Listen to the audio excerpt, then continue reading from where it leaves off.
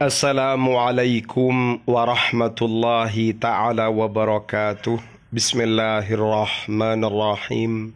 Alhamdulillahi rabbil alamin. Allahumma salli ala Sayyidina Muhammad. Pada kesempatan kali ini kita akan mengkaji lanjutan kitab Asrarul Jima'. Kitab itu kitab Asrarul Jima'i, misteri-misteri al-jima', tepatnya halaman 32. Bismillahirrahmanirrahim. Umurun ajibatun, hal-hal yang aneh atau bahkan termasuk hal yang ajaib, bahkan mengerikan. Fi jima'il jahiliyati, tentang jimaknya orang-orang jahiliyah. Kanu yaz'umuna, mereka menduga annalil asyiki, bahwasannya seorang pecinta memiliki hak ayastamti'a bi asyiqatihi, mengambil keenakan, mengambil kenikmatan bi asyiqatihi, pada kekasihnya. Walahu nisfuhal a'la ila surratiha, pecinta ini punya jatah separuh bagian atas dari tubuh kekasihnya, ila surratiha, sampai bagian pusarnya. Fayanalu minha, sehingga pecinta ini mendapatkan minha, dari sang kekasih, ma yasha'u, apapun yang ia kehendaki. Min dhammin, berupa dekapan, wa takbilin, dan kecupan, wa masin, dan hisapan, wa rashfin, dan juga hisapan, wa lahsin, dan jilatan. Jadi tema yang kita bahas ini adalah mengungkap bagaimana hal-hal yang aneh, hal-hal yang unik, hal-hal yang mencengangkan terkait dengan penjimaan yang terjadi di masa jahiliyah. Mereka menduga bahwasannya pecinta, ia punya hak untuk menikmati pacarnya, menikmati kekasihnya. Ia bahkan punya jatah separuh bagian atas dari ujung rambut sampai pusarnya kekasih boleh dinikmati oleh pecintanya. Sehingga sang pecinta ia bisa mendapatkan dari kekasihnya apapun yang ia inginkan, apapun yang ia kehendaki. Di antaranya memeluknya boleh, mengecupnya, menghisapnya, menjilatnya. Wan nisful baqi, sedangkan separuh bagian yang lain, al asfal, separuh bagian bawah dari pusar sampai ujung kaki, min surratiha, dari pusarnya sang kekasih, wa farjiha, dan juga farjinya sang kekasih, yahrumu alaihi, terlarang bagi sang pecinta, li'annahu la yakunu illa lizauji faqat, karena hal itu hanya diberikan kepada suaminya saja. Tapi kalau sebagian yang bawah, mulai dari pusar sampai ujung kaki, termasuk farjinya, ini terlarang untuk pecinta, karena hal itu diberikan hanya kepada suaminya. Qala syairuhum, penyair di antara mereka berkata, falil hubbi syatrum mutlaqun min iqalihi, cinta ini memiliki, atau pecinta ini memiliki syatrun mutlaqun, bagian yang mutlak, min iqalihi, dari pengikat kepalanya. Walil ba'li syatrum ma yuramu mani'u, sementara suaminya ia juga punya bagian wilayah yang diinginkan oleh orang yang kuat. Makna dari syair ini menjelaskan, pecinta ini punya jatah hak separuh bagian atas dari tubuh kekasih, sementara suami punya hak separuh dari bagian tubuh istrinya. Namanya saja masa jahiliyah, masa kebodohan, jadi mencengangkan. Wa hadza kana min dinil jahiliyati, ini termasuk dari agama atau kepercayaannya orang jahiliyah. Fa abtalathu syari'atu, lalu kemudian hal ini dibatalkan oleh syariat Islam.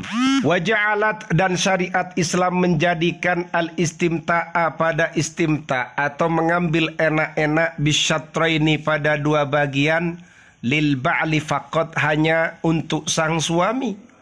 Jadi bagian atas, bagian bawah Itu dalam syariat Islam diberikan untuk suami saja.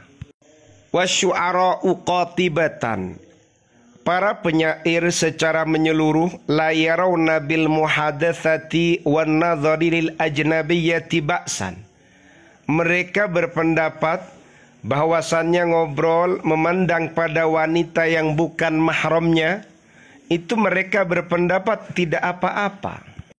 Mereka tidak mengatakan kalau hal itu berdosa. Wa huwa mukhalifun lisyar'i wal aqli. Yang sedemikian ini bertentangan dengan syariat Islam dan akal kita. La yarawna fihi ta'ridan lit-tab'i lima huwa majbulun wa maftunun 'alal maili ilaihi. Mereka tidak memandang kalau aksi itu akan memberikan semacam penyajian, semacam persembahan kepada watak, sehingga watak bisa terseret, terjerumus ke dalamnya. Wat-tab'u yusraq wa yughlab. Dan watak, karakter itu tercuri, terpikat dan dikalahkan. Wasyahwatu tahkum, sementara syahwat yang mengontrolnya. Wa kam mim maftunin bidzalik. Betapa banyak orang yang terfitnah dengan hal itu fi dinihi, dalam agamanya, wa dunyahu, dan dunianya. Wal maksudu, sedangkan maksud dari keterangan ini, anna hadhil firqata, bahwasannya kelompok ini, ra'at, ia memandang, annal jima'a, bahwasannya al jima' yufsidul ishqa, merusak pada cinta. Wa illam tatrukhu diyanatun, meskipun agama juga tidak membiarkannya. Waqila, dan dikatakan li ba'dil a'rabi, kepada sebagian orang Arab, ma yanalu ahadukum min asyiqatihi, apa yang didapat oleh salah satu di antara kalian, min asyiqatihi, dari kekasihnya, idza khala biha, ketika pecinta atau ketika salah satu di antara kalian menyendiri, berkhalwat bersama kekasihnya. Qala, sebagian orang Arab itu menjawab, al-lamsa, sentuhan, wal qubala, dan kecupan-kecupan, wa ma yushakiluha, dan yang sejenis dengannya, ya termasuk mendekap, menghisap, mencium, macam-macam. Jadi modal cinta saja, aku cinta, ini sudah bisa mendapatkan semua itu. Khususnya bagian atas. Ingat, ini di masa jahiliyah. Qala, lalu berkata, fahal yatatawalani ilal jima'i, apakah pecinta dan kekasih ini juga melanggar batas, bahkan melakukan hal yang lebih jauh menuju perjimaan, hubungan seksual?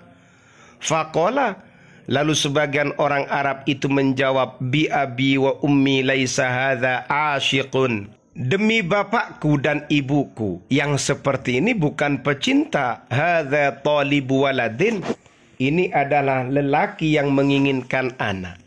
Wa kanu yasumuna, dan mereka juga menjuluki al-hubba al-khana, cinta yang menetap pada kejahatan, al-fahsi, yakni kejahatan, wal fujur, kejahatan, wazina, dan perzinahan, al-hubba saqima, pada cinta yang sakit.